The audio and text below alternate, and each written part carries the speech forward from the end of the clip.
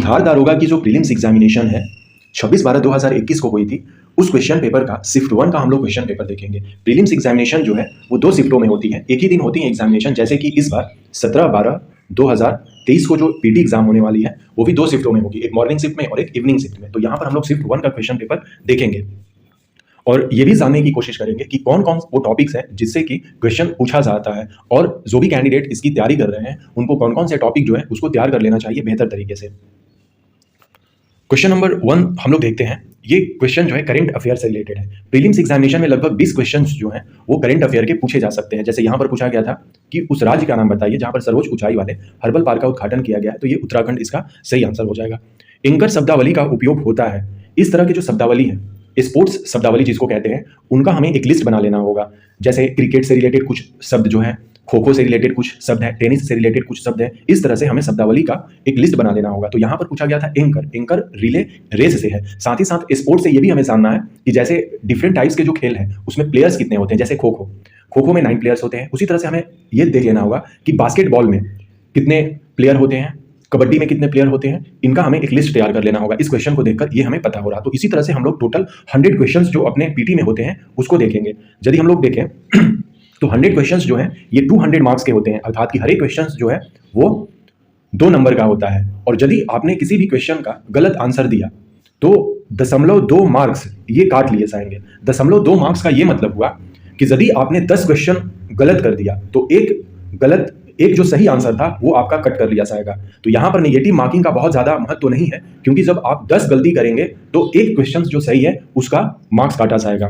तो 0.2 मार्क्स का मतलब यही था। तो हमने ये भी देख लिया। क्वेश्चन नंबर 3, कौन सा भारत में जाति प्रथा का कारण नहीं है, अर्थात कि जाति जो है, जाति की बढ़ावा उससे नहीं होती है, वो कौन सा इसमें रीजन है। यहाँ पर 4 जो दिए गए हुए हैं उसमें से कौन ऐसी चीज है जो जाति प्रथा का कारण नहीं है। ये एक तरह से सोसाइटी, सोशियोलॉजी से रिलेटेड क्वेश्चंस है। तो कुछ सोसाइटी से भी रिलेटेड क्वेश्चंस पूछे जाते हैं। देखिए, जैसे जाति जन्म से निर्धारित हो जाती है, ये तो जाति प्रथा को बढ़ावा दे रहा है ना, कि जो जिस जाति में पैदा होगा उसी जाति में वो रह जाएगा। विवाह समूहों के सदस्य में ही हो सकता है। एक जाति के लोग जो है एक जाति जो है अपने ही जाति के लोगों में सब शादी करेंगे, तो ये तो जाति प्रथा को बढ़ावा देना हुआ। तो ये भी उसका कारण हो सकता है। और हमसे पूछा गया है नहीं है, तो विवाह समूह के सदस्यों के बाहर ही हो सकता है। ये जाति प्रथा को बढ़ावा नहीं दे सकता है और ये कारण भी नहीं है। इसलिए हमारा सही आंसर जो है इस क्वेश्चन का ऑप्शन सी हो जाएगा। तो इस तरह के भी क्वेश्चंस के लिए हमें तैयार रहना चाहिए।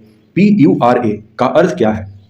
इसका फुल फॉर्म होता है provision of urban amenities in rural areas. Given option में एक भी ऐसा ऑप्शन नहीं था जो कि इसका फुल फॉर्म हो, इसलिए इसका सही आंसर इनमें से कोई नहीं हो जाएगा। डॉक्टर APJ अब्दुल कलाम ने 2003 में एक तरह से कॉन्सेप्ट विकसित किया कि जो अर्बन एरियाज हैं, अर्थात कि जो शहरी क्षेत्र हैं, जो वहां पर सुविधाएं हैं लोगों के लिए, जैसे स्वास्थ्य सुविधा है, शिक्षा को लेकर सुविधा है, कम्युनिकेशंस को लेकर सुविधा है, वो सारी सुविधाएं विलेज में मिल जाए, अर्थात कि रूरल एरियाज में मिल जाए, जिससे कि माइग्रेशन जो है, यानी कि जो गांव के लोग हैं वो शहरों में ज़्यादा ना आए, उनको रोजगार और उनकी शिक्षा स्वास्थ्य जो है वो उनके ही एरियाज में हो जाए। यही कॉन्सेप्ट जो है पूरा के कॉन्सेप्ट से कहा जाता है, जिसको कि डॉक्टर APJ अब्दुल कलाम ने दिया था। तो ये एक तरह का इकोनॉमिक का क्वेश्चन हो गया। तो इकोनॉमिक में इसी तरह से बेसिक जो क्वेश्चंस है वो पूछे जा सकते हैं। पूरा का ऑलरेडी हम लोगों ने देख लिया। और उस समय जो 2004 में वैसे 1998 से लेकर 2004 तक अटल बिहारी वाजपेयी की सरकार थी, और यहीं पर जो है डॉक्टर APJ अब्दुल कलाम राष्ट्रपति बने थे। भारत के किस राज्य में कटी बिहू महोत्सव आयोजित किया जाता है? काफी फेमस है बिहू जो महोत्सव है, वो असम से रिलेटेड है। तो जो इंपॉर्टेंट महोत्सव है, मेले हैं कुछ स्टेट के, उनके हमें लिस्ट बना लेना चाहिए। वर्ल्ड हिस्ट्री के भी कुछ क्वेश्चन हमें देखने को मिल सकते हैं। जैसे यहाँ पर क्वेश्चन नंबर 6 जो है पूछा गया कि प्रथम अफीम युद्ध का समापन करने वाली संधि जो थी वो नानकिंग संधि थी, जो कि 1842 में हुई थी। और यदि अफीम युद्ध की बात करें तो ये 1839 से लेकर 1842 के बीच में लड़ी गई थी। तो इस तरह से वर्ल्ड हिस्ट्री के क्वेश्चन को देख लेना चाहिए। ये करंट अफेयर का क्वेश्चन हो जाएगा। उस समय पुस्तक हैप्पीनेस ऑल अराउंड जो है, ये एक लड़की है जिनका नाम है अभिजीता गुप्ता। ये 7 साल की ही थी उस समय, 2020 में जब इन्होंने लिखा था। तो यह एक करंट अफेयर का क्वेश्चन है। वेबर के अनुसार निम्न में से कौन सा प्रारंभिक सत्ता का स्रोत है? सही आंसर है कानून। ये सोशियोलॉजी का क्वेश्चन है। यदि इस क्वेश्चन को नहीं पढ़े हैं आप तो आपको समझ में नहीं आएगा, क्योंकि ये तो एक कॉन्सेप्ट वाइज है ना कि वेबर ने किसको अपना इसमें स्रोत माना था। तो सही आंसर इसका उसमें वेबर हो जाएगा, सोसाइटी से रिलेटेड था। इम्पैक्ट्स, ये करंट का एक क्वेश्चन है, प्रवासी से रिलेटेड है। भारत का सक्रिय ज्वालामुखी द्वीप जो है वो अंडमान निकोबार द्वीप समूह में बैरन आइलैंड जो है वो हमारा एकमात्र भारत का सक्रिय ज्वालामुखी है। नहीं तो और पूरे भारत में कहीं भी सक्रिय ज्वालामुखी नहीं पाए जाते हैं, केवल और केवल अंडमान निकोबार के बैरन द्वीप में देखने को मिलते हैं। कौन सा मंत्रालय खेल पुरस्कार के सम्मान से जुड़ा है? खेल पुरस्कार ऑप्शन देखकर ही हम लोग इस तरह के क्वेश्चंस को हम लोग सॉल्व कर सकते हैं। खेल मंत्रालय है, खेल पुरस्कार है तो गृह मंत्रालय का कोई मामला ही नहीं है, और ये भारतीय विश्वविद्यालय संघ और विश्वविद्यालय अनुदान आयोग का कोई यहाँ पर रोल नहीं है। तो इसका सही आंसर युवा मामले और खेल मंत्रालय हो जाएंगे। तो एग्जामिनेशन हॉल में हमें इस मेंटेलिटी को भी लेकर जाना चाहिए पूरी तरह से। क्वेश्चन नंबर 2 है, ये इन्वायरमेंट से रिलेटेड क्वेश्चन है, अर्थात कि इन्वायरमेंट को भी हमें तैयारी करना चाहिए बेहतर तरीके से। जैसे इसमें पूछा गया कि भारतवर्ष में जल प्रदूषण निरोध एवं नियंत्रण अधिनियम किस वर्ष पारित किया गया था? तो ये 1974 में किया गया था। तो उसी तरह से जो इंपॉर्टेंट एक्ट है उनका हमें लिस्ट तैयार कर लेना होगा इन्वायरमेंट से। जैसे 1986 में इन्वायरमेंट प्रोटेक्शन एक्ट आया था, काफी फेमस एक्ट है ये। और 1972 में वाइल्ड लाइफ प्रोटेक्शन एक्ट आया था। 72 में वाइल्ड लाइफ का मतलब हो गया पूरा वाइल्ड लाइफ, जिसमें कि प्लांट है, एनिमल्स हैं, सबका हमें प्रोटेक्शन करना है। और 86 में आया था इन्वायरमेंट प्रोटेक्शन एक्ट। तो इसको हम लोग इस तरह से याद कर सकते हैं, इनका लिस्ट हमें तैयार कर लेना चाहिए। ये एक तरह से करंट का क्वेश्चन हो जाएगा कि क्वाड में कौन से जो देश हैं, 4 देश हैं, यूएसए, जापान, भारत और ऑस्ट्रेलिया। सप्त क्रांति की अवधारणा का प्रतिपादन किसने किया था? ये भी एक तरह से सोशियोलॉजी का क्वेश्चन हो जाएगा, सोसाइटी से रिलेटेड है। सप्त क्रांति की जो अवधारणा है वो राम मनोहर लोहिया जी द्वारा दिया गया है। अभी देखेंगे कि वो कौन कौन से 7 इंपॉर्टेंट पॉइंट्स इन्होंने कहा था। और संपूर्ण क्रांति ये जो है जयप्रकाश नारायण जी का है, लेकिन यहाँ पर सप्त क्रांति पूछा गया था तो ये राम मनोहर लोहिया हो जाएंगे। और हम लोग ये भी जानते हैं कि राम मनोहर जो लोहिया हैं वो समाजवादी नेता के तौर पर जाने जाते हैं, अर्थात कि वो सोशलिस्ट हैं।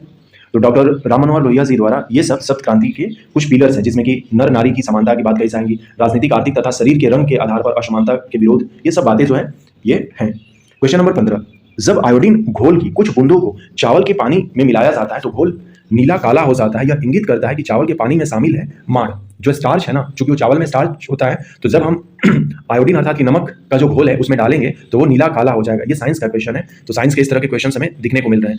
अब यहाँ पर क्या है कि 5 से 6 क्वेश्चन वो मैथ्स और रीजनिंग के भी दिए जा सकते हैं इसमें। जैसे कि ये एक क्वेश्चन है कि निम्नलिखित में से कौन सी संख्या पूर्ण वर्ग है? तो सही आंसर है 8649 और ये 60 ये 93 की ये है। जब 93 इंटू 93 करेंगे और मल्टीप्लाई करेंगे तो वो इतना आ जाएगा। और यही पूछा गया था कि संख्या पूर्ण वर्ग है, तो वो संख्या ये है। क्वेश्चन नंबर 17, निम्न में से किस कंपनी ने सन 1983 में ह्यूमिलिन का विक्रय आरंभ कर दिया था?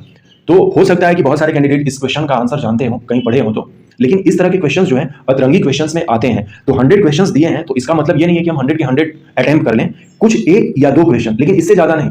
वो 4-5 क्वेश्चंस नहीं हो सकते हैं 100 में कि हम छोड़कर आए, क्योंकि नेगेटिव मार्किंग काफी कम है। केवल 0.2 जो है वो मार्क्स काटे जाएंगे 2 नंबर में यदि आपका गलत होता है तो मैक्सिमम क्वेश्चन जो है वो अटेम्प्ट करते हैं कैंडिडेट। लेकिन 1 से 2 ऐसे क्वेश्चन हो सकते हैं जो अतरंगी हो सकते हैं, जैसे कि ये एक अतरंगी क्वेश्चन है। तो यदि आप इस क्वेश्चन को छोड़ना चाहते हैं एकदम, चूंकि इसमें बिल्कुल आंसर नहीं आएगा किसी को, तो वो क्या करेगा, वो छोड़ देगा। 0.2 नंबर घटाने से अच्छा है कि इसको हम लोग छोड़ ही देते हैं। तो ये एक क्वेश्चन है जिसको कि छोड़ा जा सकता है। भारतीय वन अनुसंधान संस्थान स्थित है, यह देहरादून में है। फॉरेस्ट सर्वे ऑफ इंडिया जो है ये देहरादून में है और ये काफी फेमस है। यही जो है स्टेट फॉरेस्ट सर्वे की जो रिपोर्ट होती है हर एक 2 साल में आती है, उसको ये रिलीज करता है। अभी जो है 2021 का हमारे पास डेटा है, 2023 की जो रिपोर्ट है वो हो सकता है कि जनवरी या फरवरी 2024 में रिलीज हो, तो फिर नया डेटा हो जाएगा। तो हमने इस क्वेश्चन को देखा कि इस तरह के क्वेश्चंस के लिए हमें टेंशन नहीं लेना है। 1-2 क्वेश्चंस हमें एग्जामिनेशन में इस तरह के दिखेंगे। क्वेश्चन नंबर 19, ये भी इन्वायरमेंट से रिलेटेड क्वेश्चन है, पर्यावरण से। रामसर प्रस्ताव जो है संधि संबंधित है, ये आर्द्र भूमि संरक्षण से रिलेटेड है। 1971 में आया था रामसर जो है। अभी हमारे भारत में टोटल 75 रामसर साइट्स हैं, अर्थात कि जो वर्ल्ड लेवल के जो आर्द्र भूमि है वो 75 है। और हम लोग ये भी जान लेते हैं कि 2 फरवरी को हर एक साल हम लोग आर्द्र भूमि दिवस मनाते हैं। रामसर एक जगह है जो ईरान में स्थित है। हमने देखा कि यह जो प्रावधान था या प्रस्तावना था 1971 में इस पर हस्ताक्षर हुए थे। चेन मेंग किस स्पर्धा की चैंपियंस खिलाड़ी है? तो ये खिलाड़ी से रिलेटेड एक क्वेश्चन आ गया, टेबल टेनिस से रिलेटेड है ये। इनमें से एक आवश्यक अमीनो एसिड है, साइंस का क्वेश्चन है, leucine. Option B correct answer है। भारत में चाय उत्पादन में प्रथम किस राज्य का है? तो इसमें प्रथम पूछा गया है उत्पादन में कि सबसे ज्यादा कहां पर पैदा होती है चाय? असम में होती है। जियोग्राफी का एक तरह से ये क्वेश्चन दिखेगा, इसको हम लोग करंट अफेयर जियोग्राफी में रख सकते हैं। इसी तरह से कॉफी का उत्पादन राज्य हम लोग देख सकते हैं, उसी तरह से चावल का उत्पादन, उसी तरह से गेहूं का उत्पादन, सब्जियों का उत्पादन हम लोग देख सकते हैं। और साथ ही साथ ये भी हमें जानने की कोशिश करनी चाहिए कि जैसे ये चाय और कॉफी है, खासकर इन दोनों से पूछा जाता है कि पूरे विश्व में सबसे ज्यादा चाय जो है एक्सपोर्ट कौन करता है और इंपोर्ट कौन करता है, ये भी क्वेश्चन पूछा जा सकता है। खासकर एक्सपोर्ट पूछा जाता है कि चाय का जो एक्सपोर्ट है वो टॉप 3 एटलीस्ट हमें पता होना चाहिए। इसका लिस्ट हमें अभी देख लेना होगा। भारत आकार में विश्व का 7वां सबसे बड़ा देश है, हम लोग जानते हैं। यदि क्रम देखें तो सबसे बड़ा रूस, फिर कनाडा, फिर यूएसए, फिर चीन, चौथे नंबर पर ब्राजील, 5वें, 6ठे पर ऑस्ट्रेलिया तथा 7वें पर भारत है। और भारत 7वें नंबर पर जब है तो हमारा जो एरिया है वो 32,87,263 स्क्वायर किलोमीटर है। एसी सम शिष्ट पारस्परिक क्रिया, ऐसी समशिष्ट पारस्परिक क्रिया जिसमें एक जाति का लाभ होता है, दूसरी को ना तो लाभ होता है नहीं हानि होता है, इसे हम लोग सहभोजिता कहते हैं। ये इन्वायरमेंट का क्वेश्चन है, तो इन्वायरमेंट से भी काफी क्वेश्चन हमें देखने को मिल रहे हैं। ये एक कॉन्सेप्ट है अलग अलग, जैसे कि सहभोजिता एक कॉन्सेप्ट है जिसमें कि दो जातियां हैं, तो एक को लाभ होगा और एक को जो है ना वो ना लाभ होगा और ना ही हानि होगा। तो इस तरह से हम लोग इसका एक बार लिस्ट देख लेंगे। सही आंसर ऑप्शन डी हो जाएगा। नाउ क्वेश्चन नंबर 25, सौर सेल बनाने में प्रयुक्त होता है, साइंस का ये क्वेश्चन हो गया, सिलिकॉन। सिलिकॉन एक तरह से हम लोग देखें तो वो हमारा सेमीकंडक्टर है, अर्धचालक। सिलिकॉन, जर्मेनियम, ये सब अर्धचालक में आते हैं, जिससे इलेक्ट्रॉनिक्स गैजेट्स जो हैं वो बनते हैं। किस देश के प्रधानमंत्री ने, ये करंट का क्वेश्चन हो गया, तो करंट से भी कैसे क्वेश्चंस आते हैं, इन सारे क्वेश्चंस को देखकर हमें पता चल जाएगा।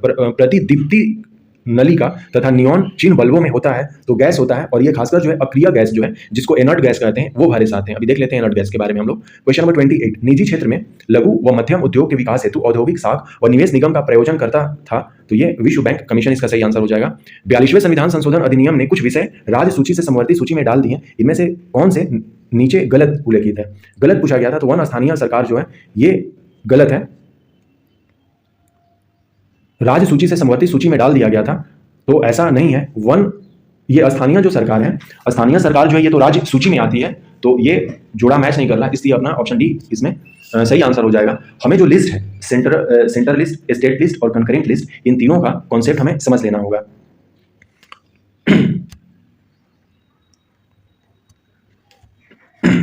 पीरियोडिक टेबल के बारे में कुछ डेटा और फैक्ट्स देख लेते हैं। पीरियोडिक टेबल में जो ग्रुप 18 है अपना, जिसको कि अक्रिय ग्रुप भी कहते हैं, आइडियल ग्रुप कहते हैं, नोबेल गैसेज यहाँ पर है। यहाँ पर 6 गैसेज हैं, हीलियम, नियॉन, ऑर्गन, क्रिप्टन, जेनन और रेडन, यही वहाँ पर भरी जाती है। तो पीरियोडिक टेबल को डिटेल्स में कर लेना चाहिए, इसमें कौन कौन से एलिमेंट्स हैं, कौन कौन से मेटल्स और नॉन मेटल्स हैं, ये सब। 2024 की जो ओलंपिक है वो पेरिस में होने वाली है, और 2028 की जो ओलंपिक है वो लॉस एंजलिस में होने वाली है, लॉस एंजलिस यूएसए में है, और 2020 की जो ओलंपिक थी ये टोक्यो में हुई थी। नेक्स्ट क्वेश्चन करंट का ही है, इसी से रिलेटेड, कि 2024 की जो है ओलंपिक खेल की मेजबानी जो है वो पेरिस कर रहा है, और 2028 की 4 सालों बाद जब होगा वो लॉस एंजलिस में होगा। इस तरह से हमें आगामी खेलों का भी लिस्ट हमें तैयार कर लेना होगा। नाउ क्वेश्चन नंबर 31 जो है हिस्ट्री का क्वेश्चन है। जहांगीर के शासनकाल में निम्नलिखित में से किस चित्रकार को नादिर उल उर्श के खिताब से नवाजा गया था? तो Ustad Mansoor, option D correct answer है। पेले एक प्रसिद्ध खिलाड़ी थे, इनकी डेथ हो गई थी, ये फुटबॉल के खिलाड़ी थे और ये ब्राजील से रिलेटेड थे, इनका घर ब्राजील में था। क्वेश्चन नंबर 33, 7वीं पंचवर्षीय योजना के अंतर्गत अपनाई गई विकास व्यू रचना थी, ये सभी हो जाएंगी पंचवर्षीय योजना से। जो भी इंफॉर्मेशन है, जो भी कॉन्सेप्ट है, कर लेना चाहिए, क्योंकि एक क्वेश्चन पंचवर्षीय योजना से दिए जाते हैं। नाभिकीय रिएक्टर का वह अवयव जो अभिक्रिया को नियंत्रित करता है उसे मंदक कहते हैं। यूटोपिया एक पुस्तक है जिसके लेखक जो है थॉमस मोर हैं। ये वर्ल्ड हिस्ट्री से रिलेटेड क्वेश्चंस हो गई हैं, ये वर्ल्ड हिस्ट्री की एक तरह से क्वेश्चन है। यूटोपिया के लेखक कौन है? Thomas More. जैसे बहुत सारे पेंटिंग्स पूछ लिए जाएंगे कि मोनालिसा को चित्रित किसने किया, ये सब क्वेश्चंस पूछे जा सकते हैं। यूटोपिया पुस्तक ऑलरेडी देख लिया हमने। कोशिका द्रव, क्लोरोप्लास्ट व माइटोकॉन्ड्रिया के राइबोसोम्स क्रमशः, ये करंट करें, ये साइंस का क्वेश्चन है। इसका सही आंसर 80S, 70S और 70S ये हो जाएंगे। निम्नलिखित में से समूह का उदाहरण कौन सा है? परिवार जो है एक तरह का समूह है, ये सोसाइटी से रिलेटेड क्वेश्चन है। अरुणोदय योजना किस राज्य द्वारा प्रारंभ की गई है? ये करंट का क्वेश्चन है, असम के द्वारा। तो कुछ योजना भी हमें कर लेनी चाहिए, सेंट्रल गवर्नमेंट की एज वेल एज कुछ स्टेट की जो इंपॉर्टेंट है उनको कर लेनी चाहिए। निम्न में से कौन सी कमेटी जो है मौलिक कर्तव्यों से संबंधित है? तो स्वर्ण Singh committee, option D correct answer है। और 42वें संविधान संशोधन के द्वारा 1976 में हमने भाग 4A और अनुच्छेद 51A में पहले हमने 10 फंडामेंटल ड्यूटीज को जोड़ा, और फिर 2002 में 86वें संविधान संशोधन के द्वारा और एक फंडामेंटल ड्यूटीज को जोड़ दिया। तो अब हमारे पास वर्तमान में कितने फंडामेंटल ड्यूटीज हैं? 11 हैं। यह स्वर्ण सिंह समिति के द्वारा लाया गया था। निम्न में से किसे 2021 में साहित्य नोबेल, ये नोबेल पुरस्कार से रिलेटेड क्वेश्चंस हमें पूछे गए हैं कि साहित्य में, ये करंट का क्वेश्चन हो जाएगा। क्वेश्चन नंबर 40 जो है, तो अभी किनको मिला है वो देख लेना होगा, और जो अदर फील्ड है उसमें भी। गंधार कला शैली जो है ये समन्वय है भारतीय और ग्रीक कला की, ऑप्शन डी करेक्ट आंसर है। हर्षवर्धन के साम्राज्य की जो राजधानी थी ये कन्नौज में थी, इन्होंने बनाया था। हर्षवर्धन का जो कार्यकाल है, इनका शासनकाल है, ये 606 से स्टार्ट होता है और 647 तक चलता है, तब तक जब तक इनकी 647 में डेथ ना हो जाए। और हर्षवर्धन के ही शासनकाल में वेनसोंग जो कि चीन के यात्री थे वो आते हैं भारत। वेनसोंग जो है इन्हीं के शासनकाल में आते हैं। अनुक्रमांक को पूरा करना है। अब ये एक रीजनिंग का क्वेश्चन हो गया, इसमें ऑप्शन डी इसका सही आंसर हो जाएगा। अंतर जातीय विवाह को प्रोत्साहन करने के लिए उड़ीसा सरकार ने निम्न में से कौन सा वेब पोर्टल प्रारंभ किया है? ये करंट का क्वेश्चन है, सुमंगल। नाउ क्वेश्चन नंबर 45, इडली को जिस प्रक्रिया द्वारा बनाया जाता है वह स्टीमिंग करके हम लोग बनाते हैं इडली को। So option C correct answer है इसमें। भारत में संघीय न्यायालय की स्थापना किस अधिनियम रिपोर्ट के द्वारा की गई थी? तो ये भारत सरकार अधिनियम 1935 जब आया था उसके द्वारा। सबसे तेज हिमीकरण विधि जिसमें तरल नाइट्रोजन या कार्बन डाइऑक्साइड का उपयोग किया जाता है वह ब्लास्ट फ्रीजिंग है। ऑप्शन ए करेक्ट आंसर है। तेल की पतली फिल्म से परावर्तित श्वेत प्रकाश में रंग दिखाई देने का क्या कारण है? तो व्यक्तिकरण है। ये साइंस से रिलेटेड है क्वेश्चन। कटी जली एवं कच्ची सतहों पर कौन से सूक्ष्मजीव पनपते हैं? करेक्ट आंसर है स्टेफाइलो कोकाई। ये साइंस का ही क्वेश्चन है, इस तरह से हमें देख लेना होगा। ऑडोमीटर जो है इससे हम लोग दूरी मेजर करते हैं। यूनिट से रिलेटेड जो क्वेश्चंस कुछ हैं या कुछ जो यंत्र हैं जिससे कि कुछ मापा जाता है उनका हमें एक लिस्ट बना लेना चाहिए, खासकर साइंस से रिलेटेड जो भी क्वेश्चंस हैं। अर्थशास्त्र को जिस अध्ययन के रूप में श्रेष्ठता परिभाषित किया जाता है वह है। अर्थशास्त्र से रिलेटेड यहाँ पर एक डिफिनेशन है कि किस प्रकार समाज अपने सीमित साधनों का प्रबंधन करे, ये इसका एक परिभाषा हो सकता है अर्थशास्त्र का। ऑप्शन सी करेक्ट हम लोग इसमें कर सकते हैं। सांची स्तूप जो है मूल रूप से किस मौर्य शासक ने बनवाया था? तो अशोक जो है ये करेक्ट आंसर हो जाएंगे, क्योंकि अशोक जो है गवर्नर जो है वो उज्जैन के बनाए गए थे। तो उज्जैन में ही जब गवर्नर थे अशोक तो उन्होंने सांची स्तूप को बनवाया था। एक समाज की बैठक में, ये मैथ्स का एक तरह से क्वेश्चन हो गया, इसमें जब इसको सॉल्व करेंगे तो इसका सही answer option D correct answer है। क्वेश्चन नंबर 54 ये भी मैथ्स का क्वेश्चन है, तो एक तरह से रीजनिंग ये हो जाएगा। ये ऑप्शन सी इसका करेक्ट आंसर है। हमने देखा कि पीटी में भी 5 लगभग क्वेश्चंस जो हैं वो मैथ्स या रीजनिंग के हो सकते हैं, तो उसके लिए हमें तैयार रहना चाहिए। क्वेश्चन नंबर 55 भी एक तरह से मैथ्स का ही है। ऑप्शन बी करेक्ट आंसर है इसका। वर्ग संघर्ष की अवधारणा किसने दी? कार्ल मार्क्स ने वर्ग संघर्ष की अवधारणा दी। ये सोशियोलॉजी का एक तरह से क्वेश्चन है। रूसो के चक्का डिस्क का वजन, इस तरह के भी क्वेश्चन पूछे जा सकते हैं कि क्रिकेट बॉल में जो बॉल होती है उसका वजन कितना होता है? तो इसका वजन जो है चक्का डिस्क का ये 2 किलोग्राम का होता है। क्वेश्चन नंबर 58, एक खाद्य श्रृंखला में निम्नलिखित में से सर्वाधिक संख्या किसकी होती है? तो सबसे ज्यादा जो है वो उत्पादक होते हैं, तभी ना वो ज्यादा उत्पादन करेंगे। उत्पादकों की संख्या सर्वाधिक होती है क्योंकि उत्पादक यहां पर खाद्य श्रृंखला में कहा जा रहा है। तो एक्चुअली बहुत सारे लोग इसका अपघटक निकालेंगे, लेकिन खाद्य श्रृंखला का पोर्शन जो है वो अपघटक नहीं है, उसमें उत्पादक है, प्राथमिक उपभोक्ता है और द्वितीय उपभोक्ता है, तो इससे रिलेटेड है। वैसे इस क्वेश्चन को देखना होगा कि जो BPSC है उसने फाइनल आंसर की में अपना क्या आंसर दिया था और हमें इसका आंसर एग्जैक्ट पता नहीं है। तो इस तरह के कुछ क्वेश्चंस हमें दिखेंगे जिसमें कि अब ये आंसर होगा कि ये आंसर होगा, तो ये हमारे पूरी तरह से मेंटल जो अवेयरनेस है उस पर डिपेंड करती है। वैसे ये क्वेश्चन जो है एनवायरमेंट का है, तो इन सारे क्वेश्चंस के लिए भी हमें इस तरह के कॉन्सेप्ट के लिए भी तैयार होना चाहिए। भारत का जो सबसे उत्तरी बिंदु है उत्तर में पूछा गया है, ये वाला पोर्शन जो है ये इंदिरा कॉल के नाम से जाना जाता है, और जो सबसे नीचे है वो इंदिरा पॉइंट है जो निकोबार में है, ये साउथ में हो गया, और हमसे पूछा गया है उत्तर में, नॉर्थ में, तो इंदिरा कॉल हो जाएगा। निम्नांकित में ए प्रॉमिस लैंड पुस्तक, और प्रॉमिस लैंड पुस्तक ये करंट का क्वेश्चन है, बराक ओबामा इसका सही आंसर है। नेक्स्ट क्वेश्चन नंबर 61 जो है ये रीजनिंग का एक क्वेश्चन हो गया, इसका सही आंसर यहाँ पर जो है वो हम लोग 342 रख सकते हैं। नेक्स्ट क्वेश्चन नंबर 62 जो है कौन सा क्षेत्र जो है स्वयं पोर्टल से संबंधित है? तो यह शिक्षा से रिलेटेड है। क्वेश्चन नंबर 63, आज तक प्रदान किए गए परमवीर चक्र पुरस्कारों की कुल संख्या, इस तरह के भी क्वेश्चंस पूछे जा सकते हैं। 21 है अभी तक। अब जैसे पूछ दे कि भारत रत्न कितने लोगों को अभी तक दिया जा चुका है, तो ये भी क्वेश्चन बन सकता है। वाटरमैन जो है ये राजेंद्र सिंह को कहा जाता है, ये राजस्थान से रिलेटेड है। वाटरमैन ऑफ इंडिया जो है, जिस दिन को विश्व कैंसर दिवस मनाया जाता है, तो विश्व कैंसर दिवस जो है हम लोग इसमें फरवरी में सेलिब्रेट करते हैं, 4 फरवरी इसका सही आंसर हो जाएगा। तो कुछ जो इंपॉर्टेंट डेट्स है, जैसे विश्व जनसंख्या दिवस 11 जुलाई को विश्व जनसंख्या दिवस मनाते हैं। 8 मार्च को विश्व महिला दिवस मनाते हैं। उसी तरह से विश्व कैंसर दिवस 4 फरवरी को हम लोग सेलिब्रेट करते हैं। तो हमें कुछ इंपॉर्टेंट डेट जो है वो देख लेने होंगे। कर्क रेखा निम्नलिखित में से किन भारतीय राज्यों के समूह से होकर गुजरती है? काफी सिंपल सा क्वेश्चन है। कर्क रेखा जो है भारत के 8 राज्यों से होकर गुजरती है, तो यहाँ पर समूह जो है गुजरात, झारखंड और त्रिपुरा दिख जाएगा, और कौन कौन से स्टेट है वो ये स्टेट है, इनसे गुजरती है। तो कर्क रेखा के बारे में हमें जान लेना होगा, ये ज्योग्राफी का हो गया। दाई दीदी क्लिनिक ये करंट अफेयर का क्वेश्चन है, छत्तीसगढ़ ने इस योजना को प्रारंभ किया है। निशार जो है ये नासा का एक संयुक्त प्रोजेक्ट है इसरो के साथ, करंट का ही क्वेश्चन है ये भी। दुर्खिम के अनुसार आधुनिक समाज में, ये सोशियोलॉजी का बिल्कुल क्वेश्चन है, तो सोशियोलॉजी से भी रिलेटेड क्वेश्चंस यहाँ पर पूछे जाते हैं। स्वायवी एकता जो है वो होती है आधुनिक समाज में, ऑप्शन सी करेक्ट आंसर है।